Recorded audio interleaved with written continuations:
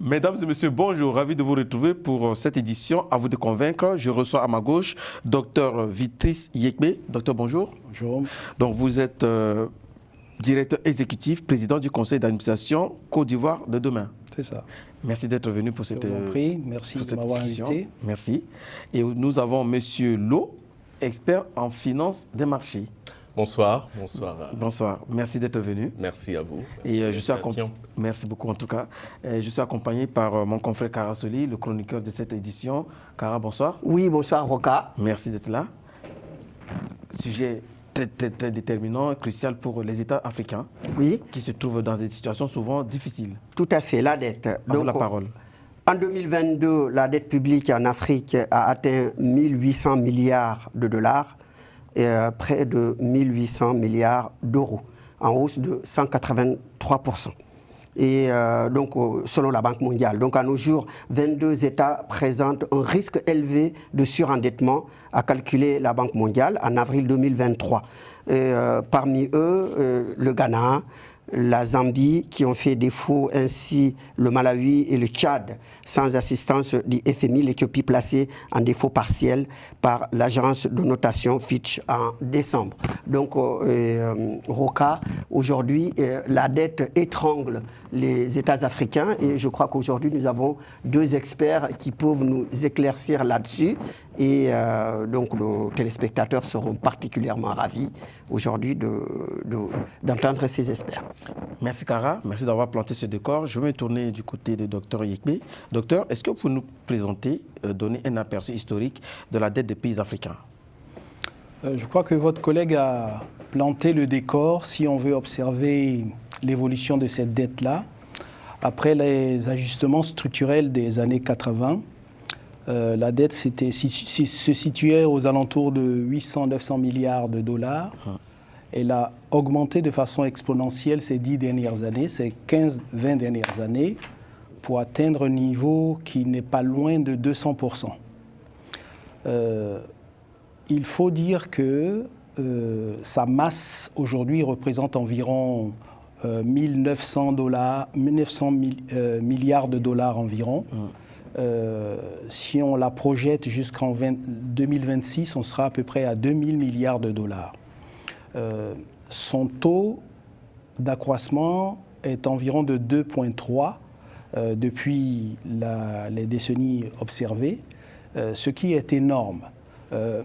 Ce qui est important de saisir, ce n'est pas tant l'importance de cette dette-là qui provoque quelquefois des défauts de paiement parce que le loyer de la dette est important. Il s'effectue en devises étrangères. Il est soumis aux fluctuations internationales. Ce n'est pas en devises intérieures. Et là, on parle de la dette que nos pays ont majoritairement, l'Afrique notamment, a majoritairement vis-à-vis des financeurs internationaux. C'est la dette publique d'abord, c'est environ 80% de ce stock-là. Et la dette privée est beaucoup moindre. Je pense que dans l'évolution de ce sujet-là, pour ne pas m'éterniser sur cet aspect, on parlera plutôt, en tout cas ce qui est plus intéressant, c'est la qualité de la dette. Tout à fait. On pourra en parler. Exactement. En tout cas, merci beaucoup, docteur. Monsieur Lo, alors, est-ce que vous pouvez nous dire, vous qui êtes financier des marchés, vous avez écrit une tribune, moi, personnellement, je l'ai lu sur Ecofin et puis Le Soleil de Dakar. Comment la nature des créanciers a-t-elle évolué au fil des décennies? Alors d'abord, je voudrais réagir sur l'historique de la dette je pense, qui est assez important. Il ne faut pas qu'on oublie également qu'à un moment de cette histoire de dette, il y a eu l'effacement de la dette qu'il y a eu dans les années 2000. Tout à fait. Jusqu'en 2005. Il y a eu une partie, pas totalement. Pas totalement. L'initiative pour l'annulation des dettes des pays pauvres et très endettés. Et le cas du Sénégal avec le cas du Sénégal où Abdoulaye Wade d'ailleurs disait Exactement. Que le pays est tellement liquide que je ne sais pas quoi en faire. Exactement. Comment on en est arrivé là jusqu'à 1800 milliards pour en tout cas l'Afrique de façon globale et qu'aujourd'hui nous sommes tenus, comme vous l'avez dit, par des créanciers qui ont changé. Au début, nous avions eu la Banque mondiale et FMI qui étaient les institutions de Bretton Woods qui prêtaient de l'argent. Mais aujourd'hui, effectivement, ça a changé. Maintenant, il y a les banques privées, il y a les fonds de pension, il y a la Chine qui, 20% de la dette aujourd'hui est détenue, en tout cas, le prêteur principal des pays africains, c'est la Chine avec 20%. 45%, il s'agit des institutions privées comme les banques de pension, les banques privées, etc. Ce fut le cas récemment pour le Sénégal, si vous parlez de l'article que j'ai écrit sur Le Soleil, ça a été par les banques privées. Si vous prenez donc 10% maintenant, ou à peu près 15 ou 11%, il s'agit de FMI et de Banque mondiale, des institutions Bretton Woods, et le Club de Paris, 10% à peu près. Donc aujourd'hui, c'est la Chine qui nous tient le plus, c'est le créancier principal. Pour les pays francophones, ce n'est plus la France. Donc, ce n'est plus la France, donc ce n'est plus la France La France n'a plus d'argent à donner aux pays francophones, c'est ce que vous voulez dire? Non, pas forcément, parce que la France continue toujours à perfuser. Avec l'AFD. L'AFD, aujourd'hui, je prends l'exemple du TER au Sénégal qui a été construit. L'AFD a contribué, je pense à peu près jusqu'à 90%. Oui, c'est ça. Etc. Exactement. Le franc CFA qu'ils ont pu injecter. Donc, ils continuent toujours, la France est toujours présente, mais nous avons connu un nouveau prêteur qui est la Chine. Qui, selon moi, n'est pas aussi, le meilleur prêteur du monde. Qui met à genoux, d'ailleurs, certains pays africains, non? Qui met à genoux certains pays africains, mais hormis cela également, il n'y a pas une grande différence, puisqu'ils utilisent aussi les mêmes taux. Si on parle des marchés financiers sur lesquels je suis, ils utilisent les mêmes taux qui sont le taux de Libor, plus une marge qu'ils prennent. Et aujourd'hui, nous savons tous que ces taux-là ont atteint un niveau de 5% après l'augmentation des taux de la Fed et de l'Euribor, etc., de Libor et de l'Euribor. Forcément, avant, c'était avantageux parce c'était à 0%, plus leur marge, 2%. Les intérêts, donc le service de la dette dont le docteur parlait bien tout à l'heure, n'était pas énorme, mais aujourd'hui, c'est quasiment le même. Si on fait 5% plus 2% de marge que la Chine prend, nous sommes à 7%.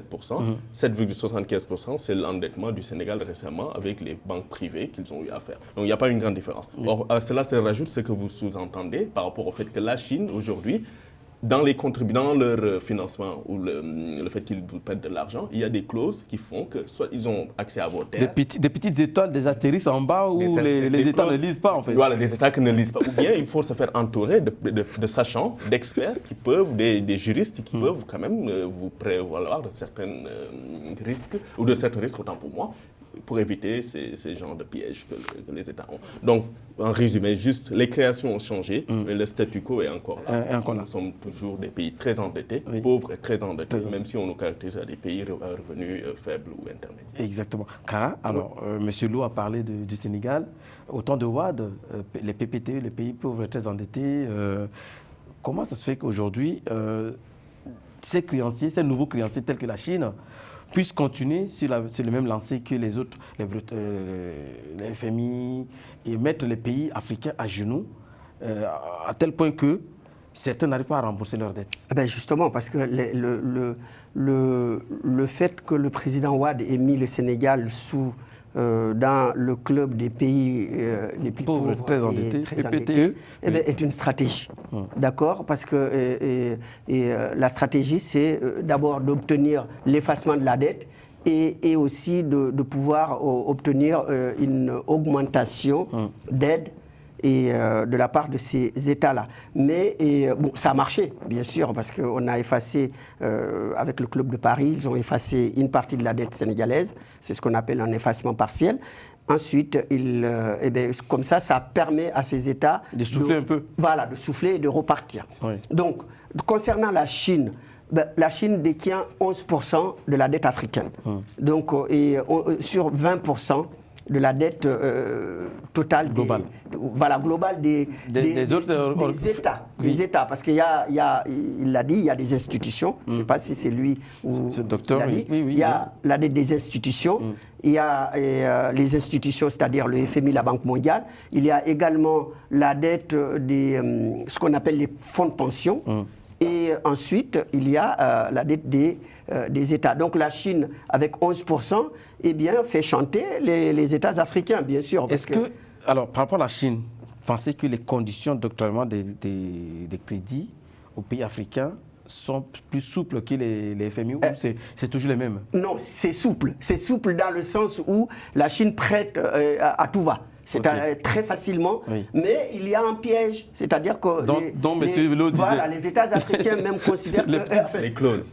Voilà, c'est-à-dire beaucoup d'États se sont fait piéger par ces dettes de la Chine. Il n'y a pas que l'Afrique, hein. Il y a même des pays de la Caucase. Voilà, du Caucase. Et puis même en pays d'Europe, hein, la Grèce a été piégée aussi, parce que pour ses ports, la Chine conditionne, il met en hypothèque. Donc par exemple, quelqu'un qui met en hypothèque sa maison, et tu prends un prêt pour acheter une maison, tu mets cette maison en hypothèque au cas où la voiture, donc au cas où tu n'arrives pas à payer, eh bien, on saisit la maison. C'est exactement ce que la Chine fait aux créanciers, à ses créanciers. Donc ils mettent l'ouvrage en question en hypothèque. Si c'est un port, ils mettent le port en hypothèque. Si jamais il y a un défaut, et puis en plus la Chine est extrêmement vigilante sur ça. C'est-à-dire qu'à défaut de paiement, tout de suite, ils saisissent l'œuvre comme ça, eux-mêmes peuvent le gérer directement. Les aéroports, les ports, les autoroutes, eh bien, c'est ce que la Chine fait. Donc, finalement, les États se rendent compte qu'on s'est fait piéger. Alors, avant de me retourner vers Dr Yekpe, je voulais revenir vers M. Lo. Est-ce que vous pensez que c'est une naïveté de la part des États africains ou c'est un manque de sérieux pour ne pas lire ces clauses qui sont souvent au verso des contrats ou bien en bas des contrats? Qu'est-ce qui explique cela? Alors pour moi, à mon avis, hein, je crois qu'il y a, je ne dirais pas qu'on est en manque de sérieux, je crois que nos États quand même aujourd'hui, on a des profils assez bons qui peuvent quand même détecter ces genres de choses. Non, ils le savent très bien, mais quand même... Ils le savent sans doute peut-être très bien, mais quand vous êtes coûte que coûte dans l'optique de diversifier vos prêts, c'est-à-dire vous êtes vous êtes tenu de rembourser soit des dettes ou bien de trouver d'autres créanciers, dans le sens où vous voulez financer des constructions de stades, d'écoles, etc. Sans doute vous dites, bon, ceci c'est un mal nécessaire en face d'un financement des institutions de Bretton Woods tout à l'heure qu'on a cité, qui nous tiennent ou bien derrière même eux aussi qui vont vous exiger des restrictions, de supprimer des subventions, d'avoir des restrictions sur vos budgets, etc. Vous dites peut-être ceci, la Chine est le mal nécessaire. Sauf que derrière, vous ne voyez pas les conséquences qui peuvent exister. On peut prendre l'exemple en Centrafrique ou même au Sénégal, on n'en connaît peut-être pas beaucoup, de fait qu'ils ont à peu près la mainmise sur certaines terres. Exactement. Parler tout à l'heure d'hypothèque. On ne voit pas la conséquence future pour la future génération. C'est-à-dire, ces présidents... Et c'est même mis dans des endroits un peu stratégiques. Moi, je pense que le véritable souci, c'est qu'on n'a pas des présidents visionnaires. C'est-à-dire qui réfléchissent pour la génération future, qui se disent que moi, je veux des résultats politiques maintenant. La Chine me donne des contrats peut-être qui peuvent être alléchants, entre guillemets, pour pouvoir réaliser les projets politiques que je voudrais réaliser. Mais derrière, les conséquences majeures, parce que naturellement, comme j'ai dit, ils ont les profils qu'il faut. Ou bien, ils ont la capacité de donner les cabinets d'avocats les plus puissants dans ce monde pour pouvoir éviter quand même certaines choses pour la génération future. Alors, docteur, est-ce que... peut-être vous allez réagir à ça, mais j'aimerais savoir, est-ce qu'il y a une police internationale qui peut réguler la situation où quand on est surendetté, un pays qui est endetté, il y a une police qui va dire non, tu ne dépasses pas telle limite, comme dans nos banques, enfin privées. On vous donne une autorisation de découvert et vous ne dépassez pas par exemple 1 000 € de découvert. Est-ce que, selon vos connaissances, il y a une police internationale qui peut gérer cette situation? D'abord, il faudrait qu'on évite le narratif... selon lequel qui voudrait que la Chine soit un prêteur qui est souple, qui soit soit particulièrement vicieux. Ok, d'accord. Je pense que aussi bien les institutions internationales comme le Fonds monétaire ou la Banque mondiale, SFI et d'autres vous prêtent de l'argent avec des conditionnalités. Je ne pense pas que les États africains, je ne pense absolument pas que personne ne lit les clauses contractuelles. Il y a certainement des impératifs qui font qu'on contracte avec tel ou tel. Mais personne n'est obligé ni de faire appel au Fonds monétaire, ni à la Banque mondiale, ni à la Chine, ni à qui que ce soit. Bretton Woods, oui. Donc, quand on est sous ajustement, c'est-à-dire que quand on a contracté avec le Fonds monétaire ou la Banque mondiale et que les techniciens de ces organisations viennent vous voir, surveillent vos comptes, c'est dans le cadre d'un accord qu'on a signé. Donc j'espère que les États sont responsables lorsqu'ils signent. Donc on est sous discipline. Donc on fait des revues régulières et on fait le point. Il y a des conditionnalités au prêt qu'on vous fait, au droit de tirage que vous avez éventuellement, etc. Donc un prêteur est un prêteur. Il y a un contrat qu'on n'est pas obligé de signer. Donc ça, il faut bien le dire déjà. Il n'y a pas des démons qui nous prêtent de l'argent et puis d'autres qui sont des anges, etc. etc. Moi, je n'en connais pas. Voilà. Donc il faut que le narratif selon lequel les contrats de la Chine ou d'autres soient particulièrement léonins, il faut qu'on les ramène dans leur juste proportion. Le fait est-ce que cet endettement qu'on a vu massif, conséquent, constant, exponentiel des États africains, est-ce qu'il produit de la transformation? Est-ce que cette dette-là, c'est une dette qui apporte la prospérité? Moi, je ne connais pas beaucoup de gens qui peuvent répondre par l'affirmative. On a des chiffres, des données macroéconomiques qui indiquent qu'il y a un progrès du PIB, qui indiquent que tout va bien. Il y a des auto-célébrations des progrès macroéconomiques qu'on fait parce qu'on est sous discipline, on est sous ajustement. Voilà. Et dont on se gausse à l'occasion. Mais est-ce que cette croissance dont on parle, est-ce qu'elle produit les effets en termes de développement humain, en termes d'amélioration de la qualité de la vie? Est-ce que ça a un impact, ces politiques dites d'émergence? Est-ce qu'elles ont un impact sur la vie des gens? Les mêmes données fournies par les mêmes institutions, je préfère moi privilégier ce que l'école de politique appliquée de l'université de Sherbrooke, depuis 45 ans, compile. Voilà. Cette donnée, pour moi, me semble plus révélatrice des réalités, aussi bien démographiques, économiques de nos pays. Je constate simplement que l'indice de développement humain ne fonctionne pas dans nos pays, malgré ces ajustements, malgré ces taux de croissance, malgré cette froide mathématique du PIB croissant. Je ne vois pas de transformation réelle. Et pour moi, il faut plutôt se réorienter vers un endettement qui soit endogène. C'est-à-dire sur place, dans nos pays, dans nos marchés régionaux, sur le continent.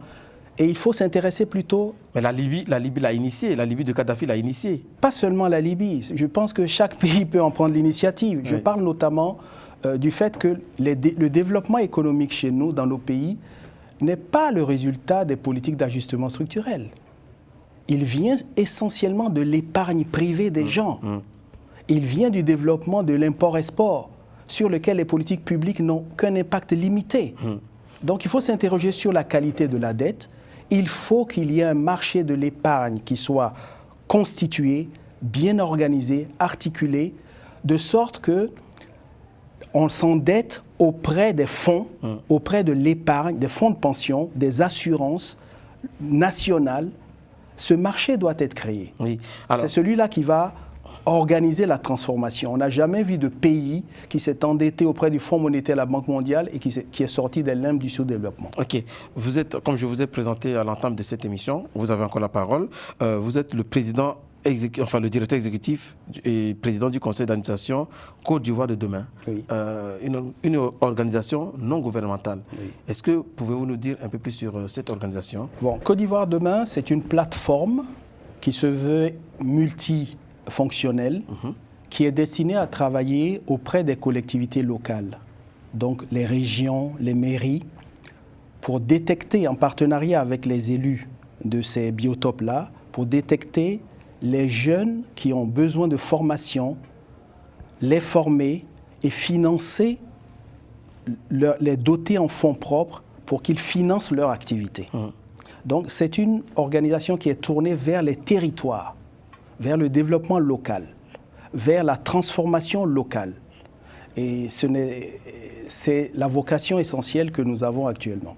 Merci beaucoup, docteur. Monsieur Lo, qu'est-ce qui vous a motivé à écrire cette tribune qui fait tant parler voilà, dans le milieu financier? Alors, d'abord, je voudrais souligner un point sur lequel je ne suis pas trop d'accord avec le docteur concernant la Chine. Oui.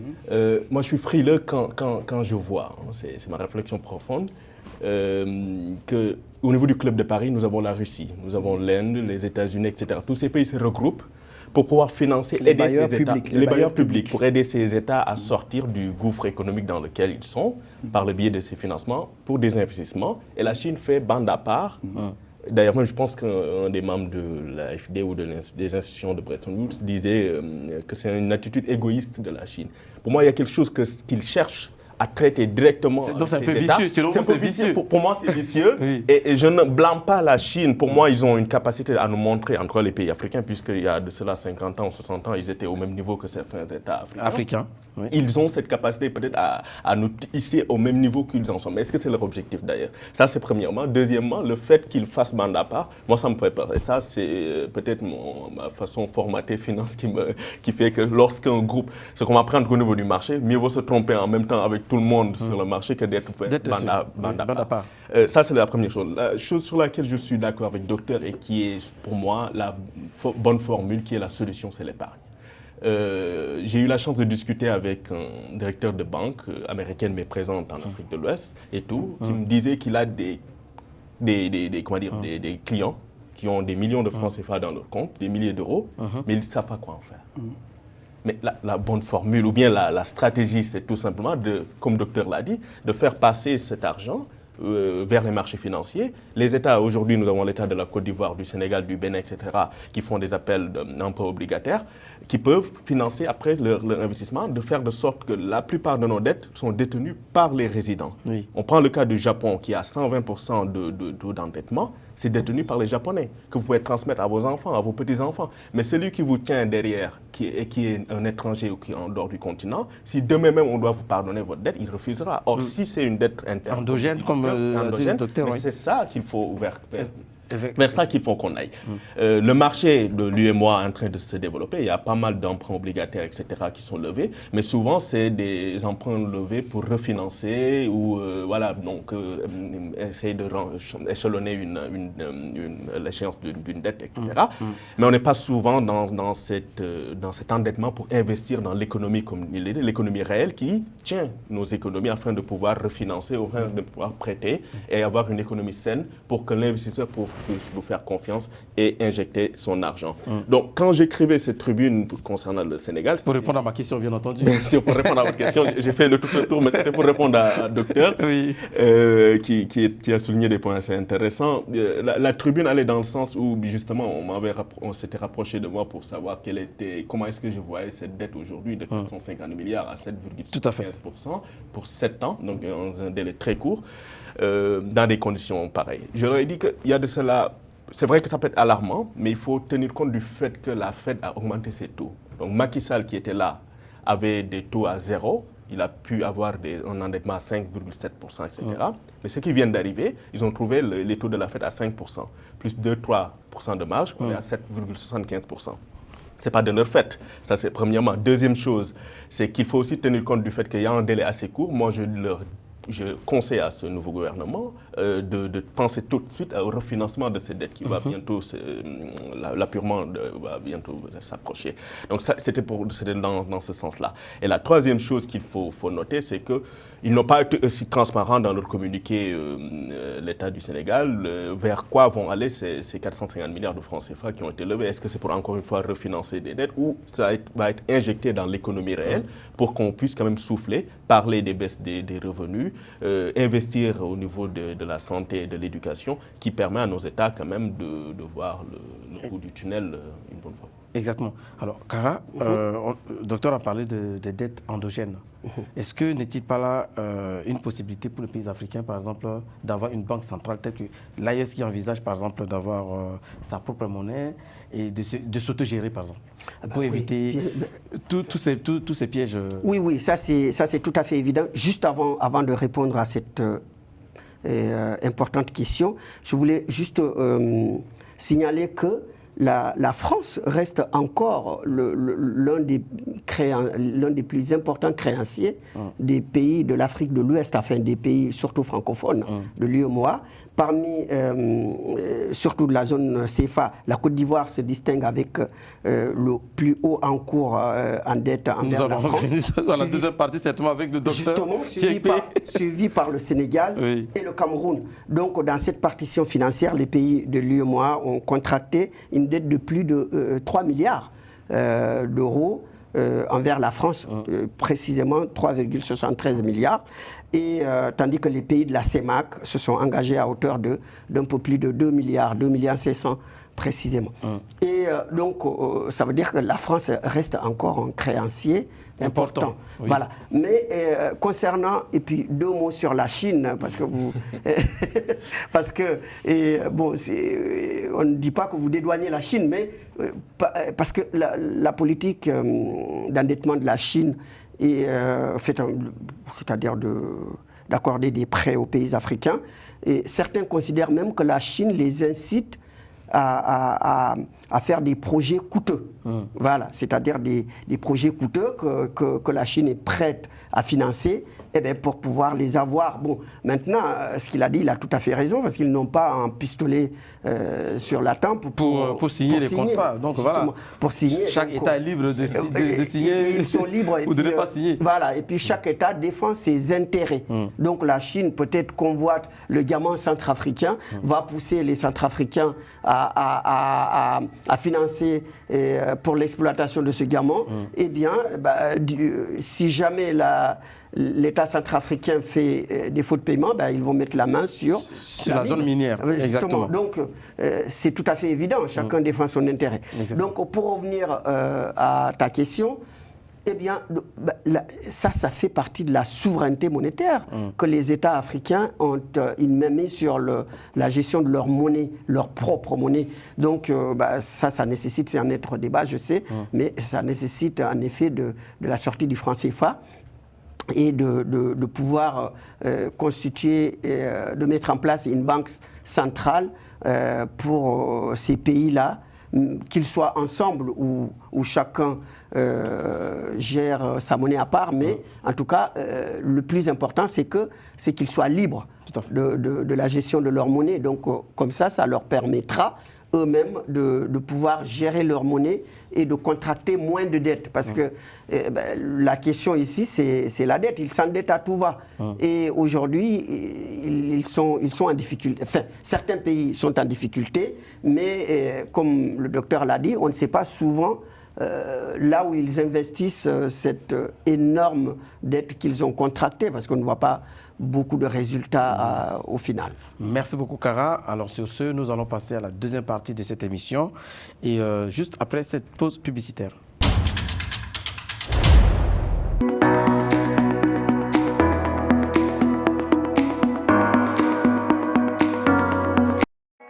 Bienvenue dans l'univers de Noah Cosmetics. Nous vous proposons une gamme de produits à base d'ingrédients naturels, des produits mixtes adaptés pour la peau, les cheveux et le visage, et également pour toute la famille. Nous avons également une chaîne YouTube où nous recevons des professionnels et des passionnés du domaine du bien-être et de la bienveillance avec qui nous partageons leurs précieuses connaissances. Rejoignez-nous sur tous nos réseaux. Mesdames et messieurs, nous revoilà pour la deuxième partie de cette émission, à vous de convaincre. Nous avons parlé de la dette, la Chine. Oui. Alors, je pense qu'il y a un quiproquo entre dédouanement ou des clauses non lues, bien entendu. Je voulais savoir, docteur, alors, comment la dette des pays africains envers la Chine diffère-t-elle de celle envers les pays occidentaux et les organismes internationaux? En réalité, il faut bien comprendre le sens de mon propos. La Chine est un partenaire extérieur du continent africain, aussi bien que les autres institutions qui prêtent de l'argent à titre public à nos pays. Je pense que la bonne interrogation, si on parle des clauses, on peut parler des garanties, on peut parler de tout cet arsenal qu'on peut mettre en place, mais je préfère qu'on s'interroge sur la qualité de cette dette-là. tout à l'heure, j'ai essayé de montrer à quel point cet endettement massif de nos économies ne permet pas de créer massivement des emplois, alors que nous devons ramener la réalité que nous vivons vis-à-vis de l'endettement à notre démographie. J'aimerais bien que vous puissiez saisir le fait qu'aujourd'hui, nous avons une population en Afrique d'environ 1,4 milliard de personnes. C'est une population totale mondiale d'environ 8 milliards de personnes. Dans 25 ans, nous allons avoir 1 milliard de personnes en plus sur le continent de façon mécanique. La population africaine est très jeune. À la fin du siècle, donc vers 2100, nous aurons environ presque 4 milliards d'habitants qui seront sur la Terre, sur 10 milliards. C'est ça qui fait peur aux Occidentaux. Oui, mais la croissance démographique africaine. C'est peut-être le problème des Occidentaux, mais c'est une question qui va être résolue par les Africains eux-mêmes. Oui. Et je voudrais souligner l'importance de ces chiffres-là que je donne. Sur 10 milliards, une population de 10 milliards d'habitants, pour vous donner une idée de la progression de la population, mon pays, la Côte d'Ivoire, compte aujourd'hui entre 29 et 30 millions d'habitants. Dans 25 ans, ça va se tripler. Nous serons environ à 60 millions d'Ivoiriens. À la fin du siècle, nous serons 89 millions d'Ivoiriens, sur une superficie de 322 463 km². Dans le même temps, aujourd'hui, le Niger, qui est un pays du Sahel, ça vous a intéressé l'AES tout à l'heure, a une population qui est moindre que celle de la Côte d'Ivoire. Ils avoisinent les 20 millions d'habitants. On a des problèmes statistiques généraux. Dans 25 ans, lorsque la Côte d'Ivoire sera à 60 millions d'habitants, le Niger sera à 60 millions d'habitants. La progression. À la fin du siècle, la population du Niger va dépasser celle de la Côte d'Ivoire de façon mécanique. Ils seront environ à 113 millions de personnes, pendant que la Côte d'Ivoire sera environ à moins de 90 millions d'habitants. Ça veut dire que nous aurons des problèmes qu'aucun autre pays continent n'a connus dans toute l'histoire de l'humanité. Ce ne sont ni la Banque mondiale, ni le Fonds monétaire qui vont gérer ces problèmes-là. L'Afrique va avoir un défi énorme. 4 personnes sur 10 sur la Terre seront des Africains. Et dans ces chiffres-là, nous aurons le Nigeria, qui aujourd'hui a presque 300 millions d'habitants, qui dans 25 ans sera à 500 et quelques millions d'habitants, qui à la fin du siècle sera à plus de 600 millions d'habitants. Ça veut dire que nous aurons dans 25 ans, un habitant de la Terre sera nigérian. À la fin du siècle, 1 sur 22 dans 25 ans et 1 sur 18 à la fin du siècle. Ça veut dire que nous aurons un problème qu'aucun pays n'a géré. L'Inde et la Chine ont eu des populations à peu près équivalentes aujourd'hui, mais on l'a eu sur le temps long. Nous avons cette population sur un temps court. Et nous avons la chance qui va avec cette population, c'est qu'elle est jeune. Alors, les problèmes qui vont se poser, c'est comment on va créer du boulot pour des millions et des millions de personnes. Nous avons une population jeune. Quand on parle de personnes âgées, les référentiels qu'on prend, c'est 65 ans et plus. En Afrique, c'est 2 à 3% de personnes. C'est 2 à 3% de personnes. Ça veut dire qu'on a un problème pour payer les retraites des gens. Sur 40, 50 ans, il faut payer des retraites. Comment on peut payer les retraites? Par l'épargne. Il faut des fonds pour payer l'épargne, pour payer les retraites. Donc, vous dites que les personnes âgées n'auront pas, si je comprends bien votre logique... Non, la population actuelle de l'Afrique n'aura pas de retraite. De retraite, oui. Parce que ça doit s'organiser maintenant. Et quand nous n'aurons pas ces questions-là, nous n'allons pas résoudre ces questions, vous imaginez les bouleversements politiques et sociaux. Il faut trouver les fonds ailleurs pour pouvoir s'occuper de ces personnes. Il faut les trouver sur le continent africain, dans nos propres pays. Oui. Parce que c'est l'épargne qui fait progresser l'économie. Aujourd'hui, vous voyez que quand les chiffres qu'on cite sur la progression des PIB de nos pays, ce n'est pas les politiques publiques qui ont un impact sur la progression du PIB. C'est les activités résultant de l'épargne des personnes qui font de l'import-export qui augmentent les chiffres de croissance dans nos pays. Ça veut dire qu'il faut aménager le marché national de l'épargne. Il faut que les fonds de pension se constituent sur le continent africain. Et avec la technologie, nous pouvons faire beaucoup de choses. Les gens ont des téléphones. La fonction des assureurs, de ceux qui font la garantie, c'est de protéger la vie courante. Et ceux qui peuvent payer les cotisations de protection de la vie courante, c'est environ 300-400 millions de personnes qui constituent ce qu'on peut appeler la classe moyenne africaine, qui n'a pas été fabriquée par les politiques publiques. Elle se débrouille toute seule. Ce sont des gens qui sont des auto-entrepreneurs. Alors, nous avons deux problèmes sur notre continent. Nous n'avons pas un marché de l'épargne organisé de façon suffisamment rigoureuse. Qu'est-ce que les autorités doivent faire pour avoir ce marché? Elles doivent organiser ce marché-là, décider, par exemple, que la dame qui vend des beignets et dont on dit qu'elle est du secteur informel, mais sur laquelle repose l'économie réelle, parce que c'est elle qui finance le train de vie de son foyer. Tout à fait. Cette dame, aujourd'hui, a peut-être un téléphone. On peut assurer ce téléphone-là. On peut créer un produit d'assurance sur ce téléphone et faire en sorte que son lieu de travail soit fiscalisé. Elle peut épargner. On peut lui demander, le ratio est à déterminer, de financer sa santé. Elle va cotiser, si on lui demande 1 000 francs, ça veut dire par exemple 1,50 € par jour,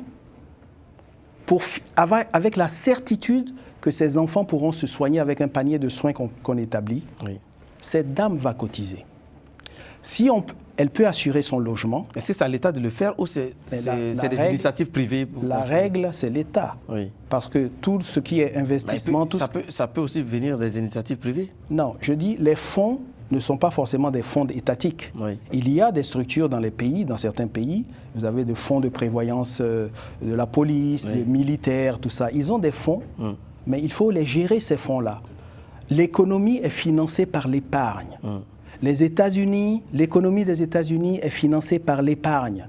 Ce sont les fonds de pension qui financent l'économie. Toute la Silicon Valley, tous les PIMCO, tous ces BlackRock, tous ces gens, ils gèrent des fonds de pension. Donc, nous avons la possibilité d'organiser ce marché, de le moderniser et de l'articuler avec les besoins de la société civile. Ce sont ces fonds-là qui vont financer le développement local et qui vont assurer les retraites des cotisants et qui vont dynamiser l'économie. Donc, il faut d'abord les fonds de pension avant la dette. Avant la dette. La dette est appauvrissante. Les fonds de pension vont financer l'économie en monnaie nationale. On n'a pas de déperdition. Parce qu'aujourd'hui, la dette qu'on paye, la richesse est produite sur place, avec les emprunts. Ce sont les économies locales qui payent en devise la dette. Exactement. Mais on n'aura pas, vous voyez la marge qu'on peut avoir, on n'aura pas des fluctuations lorsqu'on finance à partir du marché national. Donc il y a une vraie réflexion sur la qualité de la dette. Il faut d'abord des fonds qui gèrent l'économie nationale. La dette doit être intérieure d'abord et extérieure peut-être après. Monsieur Lo, alors, le docteur vient de nous donner, on va dire, une vue d'ensemble par rapport à l'endettement ou au financement ou à l'épargne endogène. Quelle est votre lecture par rapport à ce qui est, docteur vient de dire? Je suis quasiment d'accord sur toute la ligne. Et ça fait 3 ans que j'ai un combat, c'est l'éducation financière. J'ai écrit un livre dans ce sens-là. C'est justement parce qu'il y a de l'argent qui dort, de l'épargne. J'étais très jeune, étudiant, parce que j'étais intéressé au marché financier quand j'ai acheté mes premières actions banque. Mais il faudra qu'on explique aux citoyens le cycle économique. Tout à fait. vous avez de l'épargne qui dort chez vous, comment cela peut impacter votre quotidien? C'est-à-dire, si on prend l'exemple juste du marché financier, où l'État emprunte de l'argent, ou les grandes entreprises, par des emprunts obligataires, il faudra faire comprendre à cette population, par les différents canaux que nous avons, les médias, par le média de masse, les réseaux sociaux aujourd'hui, en sponsorisant des émissions, etc. Inciter les gens, à épargner, comme le docteur l'a dit, deuxièmement, à investir cette épargne. Parce qu'on peut épargner, garder, pour après faire la fête, le mariage, ou c'est une culture. Ça ne rapporte pas. Ça ne rapporte pas. Mais il faudra, dans ce cas, aller vers ce que j'ai tout à l'heure dit, l'éducation financière, la culture boursière ou la culture financière que les gens n'ont pas. Et comment leur expliquer cela? C'est-à-dire, vous avez de l'épargne, vous l'injectez dans l'économie, l'État du Sénégal ou l'État de la Côte d'Ivoire ou du Bénin ont besoin de 100 milliards de francs CFA pour l'injecter dans l'éducation ou dans les infrastructures. Vous saurez que vous aurez des routes qui vont passer devant chez vous ou des routes qui vont être réfectionnées ou des écoles. Donc, il y aura un impact qui reviendra vers vous. Exactement. Si cet argent aussi est impacté dans l'économie, ou c'est l'entreprise même qui fait un emprunt obligataire, parce que nous avons, par exemple, la Côte d'Ivoire a plus d'entreprises cotées dans la bourse de la BRPM. Mais par contre, la Côte d'Ivoire est très endettée. Très endettée dans ce sens. Justement, c'est pourquoi ma question, ou bien ma réflexion, c'est nous devons plus revoir le ratio dette sur investissement. Exactement. Où va cet investissement? Si l'investissement allait directement dans l'économie réelle, il n'y aura pas de souci de rembourser une dette. On a vu le pont de Alassane Ouattara qui a été financé à 75 milliards à peu près. Oui. Mais ce sont des infrastructures qui vont peut-être avoir un impact économique que vous ne pouvez pas peut-être voir, mais permettra d'éviter des embouteillages qui coûtent de l'argent. Je sais qu'au Sénégal, c'est 135 millions d'euros par an, quasiment, les embouteillages. Et là, ça rentre dans la politique de la ville. Ça vient dans la politique de la vie. Oui. Et c'est là où je vous dis qu'il faudra une éducation financière. C'est-à-dire qu'il faudra expliquer ces gens que, par exemple, l'entreprise qui a besoin de fonds pour se développer, ou l'État, prenons l'exemple de l'entreprise qui fait un emprunt obligataire, vous injectez votre épargne dans cette entreprise, l'entreprise employera plus de personnes, donc dans le foyer, il y aura plus de revenus, donc plus d'épargne, vous pourrez faire face aux charges des foyers et naturellement à l'inflation ou aux dépenses quotidiennes. Donc voici, c'est le cycle qu'il faut expliquer aux gens. Et ces gens qui vont être employés vont payer des impôts. Ces impôts iront vers l'État. L'État aura plus d'argent pour pouvoir l'injecter encore une fois dans l'infrastructure, dans la santé et dans les différents services sociaux dont on a besoin. Donc c'est ce cycle économique que la plupart de nos populations ne connaissent pas. Oui. C'est ça qu'il faut inculquer à nos populations. Et naturellement, comme il l'a dit, comme je l'ai dit, j'ai donné l'exemple de ce banquier qui me dit qu'ils ont des millions dans le compte, mais ils n'ont pas la culture de l'actionnariat ou de l'investissement. Il faut aller vers ces gens-là. Ça ne va pas être suffisant pour les coûts d'investissement dont nos États ont besoin, mais ça estompera ce que j'ai dit, le ratio entre la dette et l'investissement, ou la dette et notre PIB qui va diminuer. Au Sénégal, nous sommes à 75%, nous avons explosé le plafond limite de la CEDEAO, de l'UEMOA. La Côte d'Ivoire est à 56% à peu près. Ils ne sont pas loin. On reste sur le Sénégal. On a vu la nouvelle ville de Diamniadio. On a vu le TER s'endetter pour avoir de bonnes infrastructures, bonne politique de la ville ou pas? Oui, sur ça... Vous avez dénoncé ça, en fait. Oui, la dette n'est jamais quelque chose de bien, sincèrement. C'est le dernier recours, la dette. Mais si on doit l'utiliser pour investir à des infrastructures publiques, eh bien, c'est très bien, au lieu de se le partager entre copains.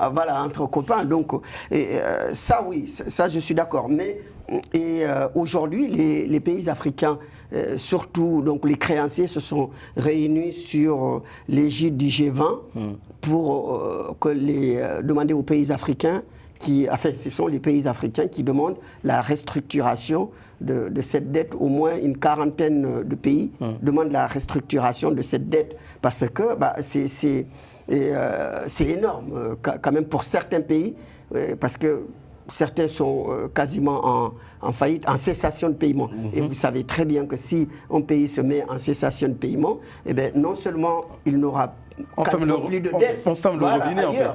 La République centrafricaine a connu ça de 2019 à 2021.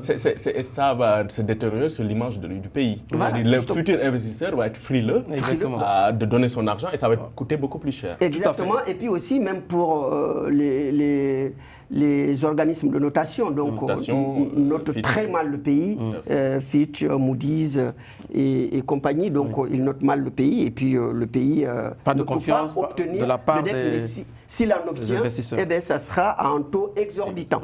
Encore. Donc, ça veut dire qu'il ne s'en sort pas du tout.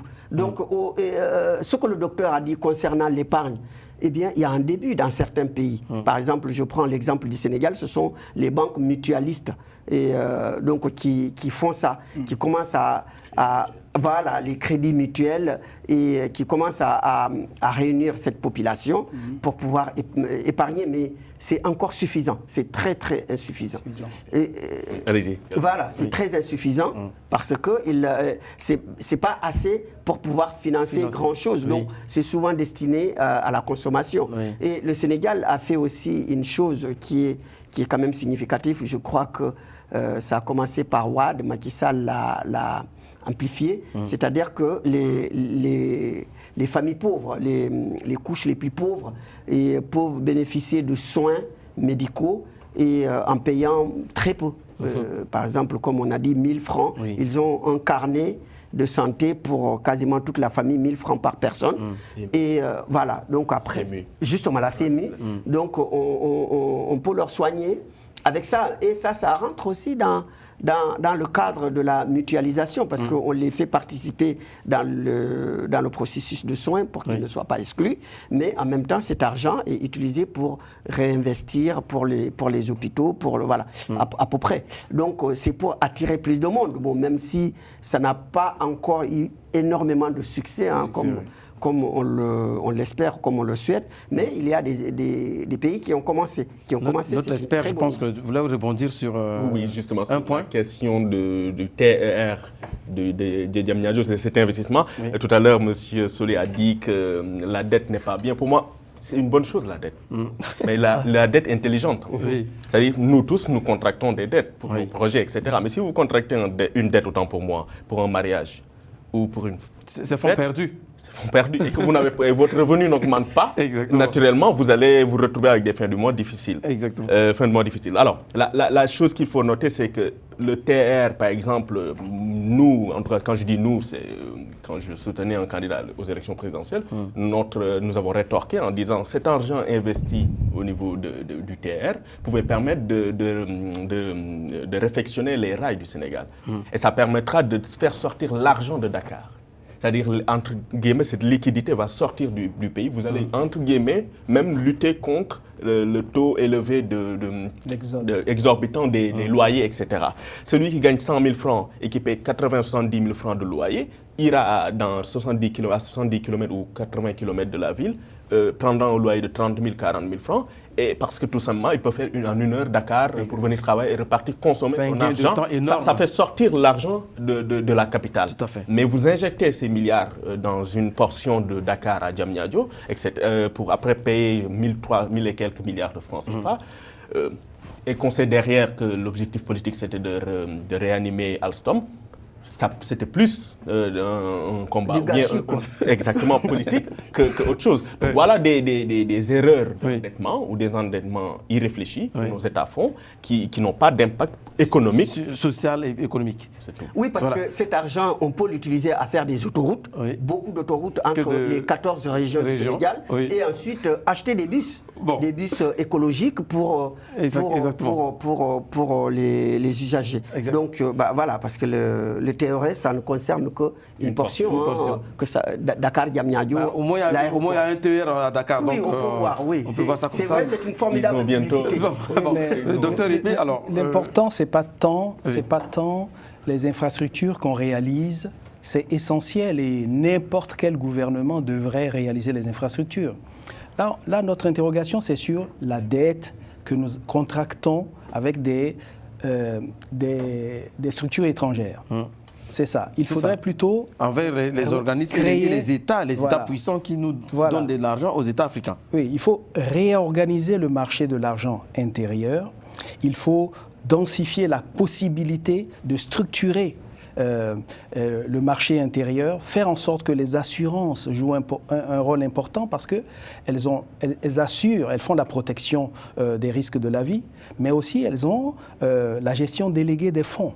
C'est-à-dire qu'elles peuvent investir. Là, nous avons un problème à ce point parce que dans une commune française, nous avons vu que les assureurs, ils ont quitté une commune parce qu'il y a toujours des dégâts catastrophiques, enfin, on va dire les catastrophes naturelles. Catastrophes naturelles. Ils n'arrivent plus à assurer quoi que ce soit. Et je vais vous dire quelque chose. Ils ont quitté ces régions. Mais en Afrique, on a toujours des inondations. Les assurances Vous pensez que les assureurs vont vraiment aller sur le terrain pour... Les assureurs se portent très bien. Oui. Dans le monde entier, les assurances se portent très bien. Lorsqu'il y a une croissance économique, les taux d'assurance augmentent avec la croissance. Okay. Donc les assureurs ne se portent pas mal. Simplement, il faut, par les règles que les États de chez nous peuvent établir, il faut que les fonds que les assureurs investissent, parce que votre argent, quand vous achetez une police d'assurance, l'argent n'est pas à la banque. Les assureurs, c'est de la mathématique. Ce ne sont pas des sentiments. Hein? Un contrat d'assurance, ce n'est pas sentimental. Hein? C'est un investissement. C'est un produit financier. C'est un placement. Oui. On s'assure et l'assureur se réassure derrière. Donc, c'est un mouvement d'argent. Et l'assureur place cet argent, calcule les risques, place cet argent, c'est que la pure mathématique. Et il y a une fonction chez les assureurs qui est la gestion des fonds, des assurances vie notamment. Ce n'est pas dépensé du jour au lendemain. Donc, ça peut rentrer, ça peut s'organiser et rentrer dans le tissu productif de la société. Et nous avons un boulevard sur le continent africain parce que c'est un taux de pénétration très faible. Mais les classes, il y a une culture de l'assurance qu'il faut imprimer aussi. Hein?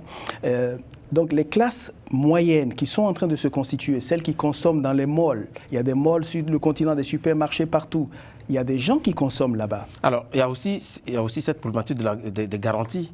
Quand on contracte une dette, je pense que tout à l'heure on a énoncé cette possibilité de garantir ces dettes.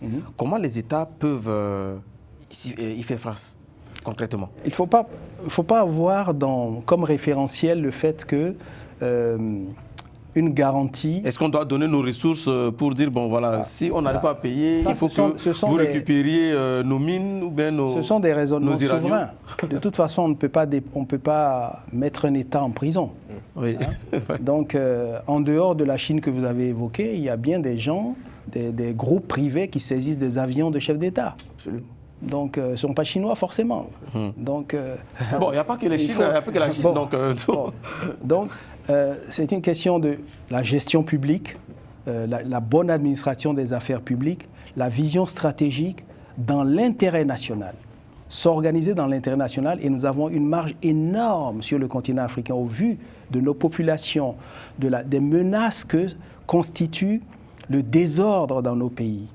On peut organiser le marché de l'argent de sorte que nous puissions financer des emplois, créer des emplois, financer des emplois et financer l'économie et rendre formelle enfin ce qu'on appelle l'économie informelle, qui est l'économie réelle. Oui. Voilà.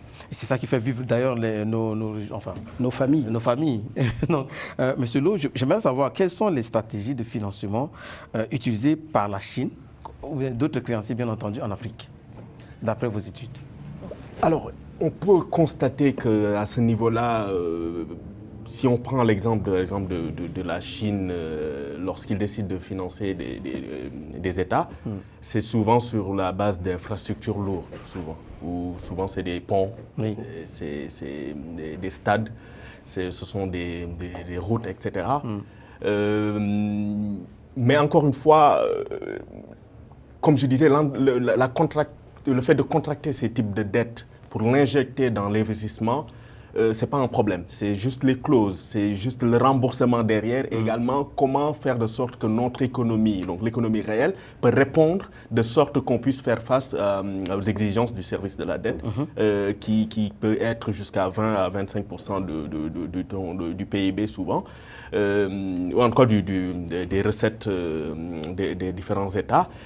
Mais c'est souvent des endettements réfléchis, hein, quand on prend l'exemple de la Chine, parce qu'ils sont dans des constructions d'événements réels. Mais si on prend l'exemple des institutions de Bretton Woods ou des clubs de Paris, etc., les pré-contractés souvent à ce niveau-là sont pour, comme je l'ai dit tout à l'heure, refinancer, rallonger des dettes, injecter. Or, la Chine, naturellement, effectivement, dans ce sens-là, peut-être que le docteur ne sera pas fâché à ce niveau-là, mais c'est productif pour moi. C'est le fait qu'on voit qu'il y a du réel, du concret, mais il y a des sous-jacents derrière. Et c'est ce sous-jacent qui peut poser problème dans le sens où, que dans les clauses, on a peut-être comme garantie des terres mis en avant ou bien certaines parties de nos gisements, etc. Et ils auront la même mise là-dessus. Ce sont les risques. Et ce qu'il faudra éviter pour nos États. Alors, nous avons 1 minute pour terminer. Avant de donner la parole à Kara-Soly, docteur, les BRICS, c'est un acteur d'envergure qui va rentrer dans le jeu de FMI, Bretton Woods, comme l'a si bien dit M. Lo. Au niveau de perspective par rapport aux BRICS et des États africains, comment voyez-vous le fonctionnement de cette organisation? Ce sont la formation de cette entité BRICS est le signe de la réorganisation de géopolitique mondiale. C'est tout simplement ça. Pour diverses raisons. Donc, chaque acteur a ses objectifs, a les raisons pour lesquelles il entre dans cette institution.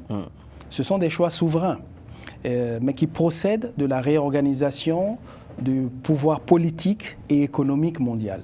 La Chine fait partie de ces BRICS-là, de ces États qui ont constitué les BRICS. L'Afrique du Sud aussi également. Mais la Chine... Et bientôt, la RDC qui est en train de négocier aussi son entrée. Oui. Qui est aussi un poids lourd de l'Afrique centrale. Oui, mais il faudrait... Sur le continent, il y a des pays dans lesquels il faut qu'on mette de l'ordre. Oui, d'abord.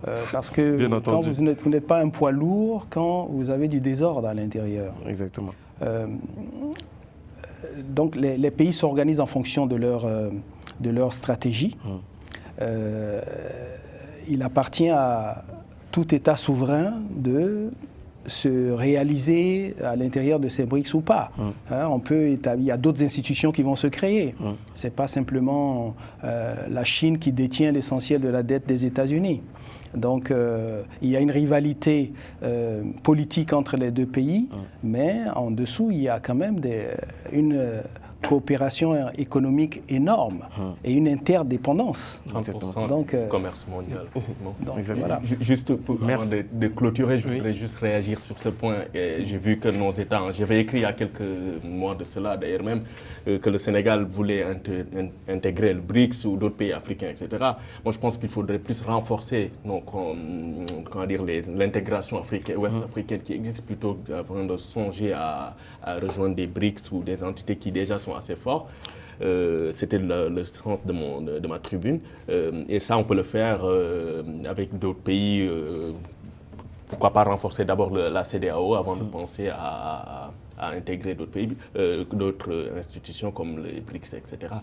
Mais c'est une bonne chose qu'il y ait un rééquilibrage des forces, mondiales. Des acteurs. En tout cas, merci beaucoup, M. Lo. Docteur Yekbe, donc, vous êtes le directeur exécutif, président du conseil d'administration Côte d'Ivoire de demain, enfin Côte d'Ivoire demain, tout court. Et M. Lo, vous êtes expert des finances, des marchés. Et Kara-Soly, merci. Merci à toi en tout cas de m'avoir assisté durant cette édition. Je dis aussi merci à Romain Clicot-Domingue, notre directeur des programmes. Et merci à vous, chers téléspectateurs. Vous êtes un homme, une femme d'action. Vous avez des projets, des idées, des réalisations. Vous voulez les faire savoir. Rendez-vous ici dans les locaux de Global Africa Télé Sud, dans votre magazine À vous de convaincre. À très bientôt pour un nouveau numéro.